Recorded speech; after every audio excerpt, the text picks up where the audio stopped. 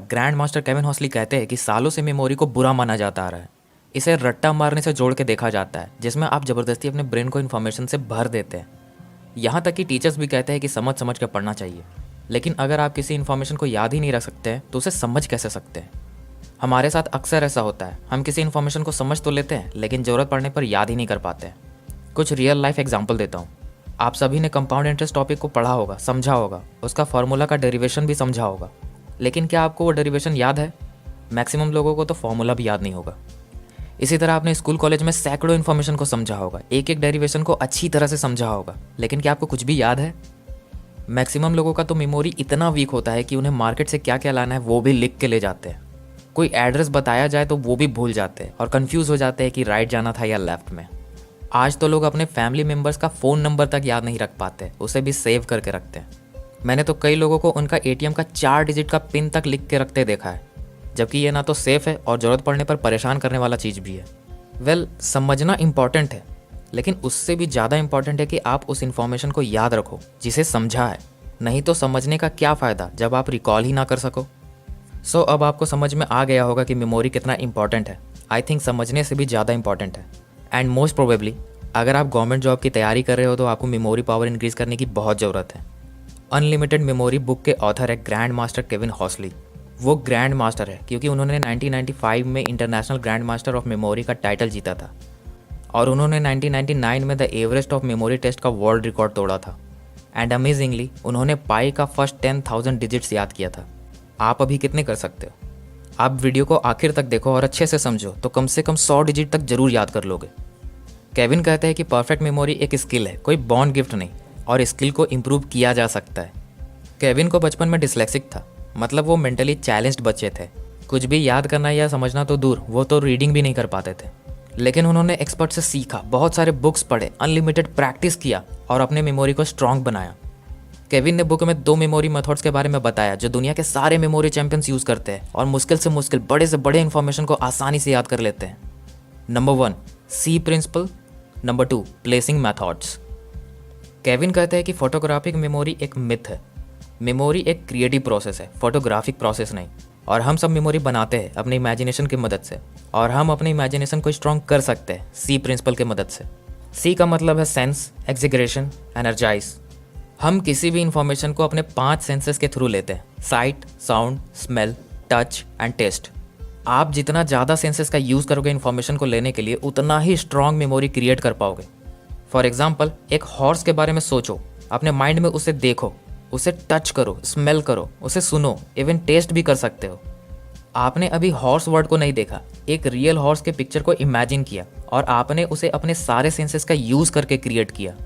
एग्जीग्रेशन, एक भी scientific evidence नहीं है जो कहता है कि लर्निंग सीरियस होना चाहिए। सो मेक इट फन, अपनी इमेजिनेशन को इलॉजिकल और फनी बनाओ। लाइक उस हॉर्स को हाथी जितना बड़ा बना दो और उसे पिंक कलर कर दो। आप उसे सुपरमैन की चड्डी भी बना सकते हो, मतलब इलॉजिकल इमेज बनाओ। इस तरह की अजीबोगरीब चीज़ें ज़्यादा याद रहता है। लाइक अगर आप एक डॉगी के साइज का चूहा देख लो जो बोल सकता है, तो फिर आप उसे कभी नहीं भूल पाओगे। सो इमेज को इलॉजिकल और फनी बनाओ, एग्जीग्रेट करो, एनर्जाइज। जैसे कि केविन कहते हैं, फोटोग्राफिक मेमोरी एक मिथ है, इसलिए आप अपने इमेजिनेशन को लाइफ दो, उसे मोशन में लाओ। आप अपने हॉलीडे टूर का स्लाइड शो देखना पसंद करोगे या मूवी? Of course movie. उसी तरह आपने जो हॉर्स को इमेजिन किया है, उसे खड़ा देखना चाहोगे या दौड़ता हुआ? उस घोड़े को दौड़ाओ और दूर जंगल के किसी केव में ले जाओ। अब हॉर्स कहाँ पे है? केव में, राइट? केव केविन की तरह साउंड करता है और हॉर्स हॉर्सली की तरह। और इस बुक के ऑथर का नाम है केविन हॉर्सली। आप कल इस हॉर्स की स्टोरी को रिकॉल करने की कोशिश करना और देखना कि क्या आपको याद है या नहीं। आपने जितना बेहतर इमेजिनेशन किया होगा, जितना इलॉजिकल और एनर्जाइज किया होगा, उतना बेहतर आपको याद होगा। और आपको केविन हॉस्ली नाम भी याद होगा और वीडियो विल स्किल चैनल पे देखा था, ये भी याद होगा। बस आपको इसमें बेहतर बनने के लिए प्रैक्टिस करने की ज़रूरत है। इसी तरह आप सारी इन्फॉर्मेशन को इमेज में बदलो और सी प्रिंसिपल के हेल्प से उसे विविध, कलरफुल, इलॉजिकल और फनी बनाओ। एंड मोस्ट इंपॉर्टेंट, उसे मोशन दो, लाइफ में लाओ, उसे दौड़ाओ, भगाओ, डांस कराओ, मुजरा भी करवा सकते हो, कोई रेस्ट्रिक्शन नहीं है। बस इमेजिनेशन बोरिंग नहीं होना चाहिए, अजीब होना चाहिए। इमेजिनेशन एक फन क्रिएटिव प्रोसेस है, आप जितना इंजॉय करोगे उतना स्ट्रॉन्ग मेमोरी क्रिएट कर पाओगे। So be creative with your imagination. Placing methods. Kevin कहता है कि सी प्रिंसिपल का यूज़ करके आप इन्फॉर्मेशन को पिक्चर में और फिर मूवी में कन्वर्ट करते हैं, जो आपके शॉर्ट टर्म मेमोरी में परफेक्टली स्टोर हो जाता है। लेकिन इस इन्फॉर्मेशन को परमानेंटली याद रखने के लिए आपको इसे लॉन्ग टर्म मेमोरी में स्टोर करना पड़ेगा, और ये काम आप कर सकते हैं प्लेसिंग मेथड्स की मदद से।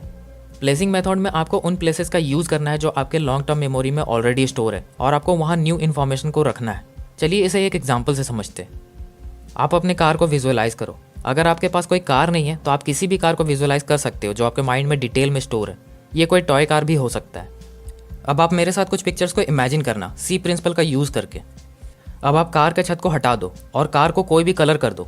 मैं इसे ब्लू कर देता हूँ। इमेजिन करो एक बी को जो एक प्रो गोल्फर है। इसे थोड़ा अजीब बनाओ सी प्रिंसिपल का यूज़ करके। बी को जूता पहना दो, चश्मा और टोपी भी पहना दो, और उसे लाइव दो लाइक वो कार के सबसे आगे वाले रोड पे गोल्फ खेल रहा है। अब इमेजिन करो एक ब्रेन जिसका पैर है वो एंड लाइन की तरफ भाग रहा है जो कि कार के बोनट पे है। अब इमेजिन करो एक आदमी फर्स्ट पोजीशन पे खड़ा है, वो भी कार के विंडशील्ड पे। अब इमेजिन करो 2 ट्रॉफी कार के सीट पे रखा है और दोनों पे विन लिखा है, मतलब दोनों ने जीता है, कोई नहीं हारा है। अब इमेजिन करो कि कार के पीछे डिक्की पे एक आदमी छाता लेके बैठा था, वो स्टैंड अप हो रहा है। अब इमेजिन करो कि एक साइन बोर्ड जिसका आइज़ है वो कार के एज पे खुद को बैलेंस कर रहा है ताकि वो गिर ना जाए। अब इमेजिन करो कि कार के पिछले टायर पे एक सॉ लगा है जो कि बहुत शार्प है और वो टायर को कभी भी काट सकता है, और कार बहुत तेज़ी से चला जा रहा है, वो भी खुद से। आपका इमेजिनेशन जितना क्लियर होगा, जितना डिटेल में होगा, एंड मोस्ट इंपॉर्टेंट जितना अजीब होगा, मतलब आप जितना बेहतर सी प्रिंसिपल का यूज़ करोगे उतना बेहतर मेमोरी क्रिएट कर पाओगे। अभी आपने मेरे साथ स्टीफन कॉवी का 7 habits of highly effective people याद किया। Let's see the 7 habits. Number 1, bee एक प्रो गोल्फर है जो कि बी प्रोएक्टिव को याद दिलाता है। नंबर 2, ब्रेन एंड लाइन की तरफ भाग रहा है जो कि begin with the and in mind को दर्शाता है। नंबर 3, आदमी फर्स्ट पोजीशन पे खड़ा है जो याद दिलाता है put first thing first. Number 4, 2 win win वाले trophy think win win habit बताता है। नंबर 5, छाता वाला आदमी स्टैंड अप हो रहा है, seek first to understand then to be understood. Number 6, sign board edge पे है जिस पे आइज है, सिनर्जाइज। नंबर 7, टायर पे शार्प सॉ लगा है, sharpen the saw. 7 habits of highly effective people book का समरी वीडियो मैंने बनाया है। मैंने इस वीडियो को एग्जैगरेट किया है। मैंने इन हैबिट्स का नेगेटिव वर्जन बनाया ताकि आसानी से याद हो जाए। आप उस वीडियो को जरूर देखना, लिंक मैंने डिस्क्रिप्शन में दे दिया और आप आई बटन पे भी क्लिक करके देख सकते हो। केविन बताते हैं कि सारा मेमोरी मेथड एक ही फॉर्मूला पे काम करता है, long term memory plus short term memory is equal to medium term memory. आप शॉर्ट टर्म मेमोरी जैसे कि ये 7 हैबिट्स था उसे किसी लॉन्ग टर्म मेमोरी के प्लेस में रख देते हैं, जैसे कि हमने यहाँ पे कार का यूज़ किया, जिससे एक मीडियम टर्म मेमोरी क्रिएट हो गया। और इस मीडियम टर्म मेमोरी को लॉन्ग टर्म मेमोरी में स्टोर करने के लिए आपको रिव्यू करना पड़ेगा। आप इस कार को एक टाइम इंटरवल में रिव्यू करो, पहले 1 घंटे में, फिर 1 दिन के बाद, देन 7, 14 और 28 दिन के बाद रिव्यू करो। फिर ये इन्फॉर्मेशन आपके लॉन्ग टर्म मेमोरी में स्टोर हो जाएगा। आप कार की जगह कुछ भी यूज़ कर सकते हैं जो आपके लॉन्ग टर्म मेमोरी में स्टोर है, जैसे बाइक, बस, ट्रक, ट्रेन, प्लेन, आपका घर या कोई मॉल, या आपके स्कूल से घर जाने का रास्ता। इवन आप अपने बॉडी का भी यूज़ कर सकते हैं। और सिर्फ साथ ही नहीं, आप हज़ारों प्लेसेस को ढूंढ सकते हैं न्यू इन्फॉर्मेशन को रखने के लिए। कार में ही कम से कम 100 प्लेसेस होंगे जहां आप न्यू इन्फॉर्मेशन को रख सकते हैं। मैंने तो सिर्फ 7 प्लेसेस का ही यूज़ किया। आपके घर में तो 10,000 से भी ज़्यादा प्लेसेस हो सकते हैं, मतलब आप 10,000 न्यू इन्फॉर्मेशन को स्टोर कर सकते हो ईजिली। बट इमेजिनेशन के लिए सी प्रिंसिपल का ही यूज़ करना। इसी मेथड का यूज़ करके ग्रैंड मास्टर केविन ने पाई का फर्स्ट 10,000 डिजिट याद किया था। उनके एक फ्रेंड है डॉक्टर येप, उन्होंने तो 1774 पेज का ऑक्सफोर्ड डिक्शनरी याद कर लिया था, वो भी word for word, page bye page. आप भी अनलिमिटेड इन्फॉर्मेशन स्टोर कर सकते हो अपने ब्रेन में, ज़रूरत है प्रैक्टिस करने की। आप जितना प्रैक्टिस करोगे उतना बेटर होते जाओगे। So that's it guys. अगर आप स्टूडेंट हो तो इस बुक को जरूर पढ़ो, और वीडियो वैल्यूबल है तभी तो अब तक देख रहे हो, सो 1 लाइक तो बनता है। और वीडियो को शेयर करो अपने फ्रेंड्स एंड फैमिली के साथ ताकि उनका भी फायदा हो सके। Think win win. Habit number 4,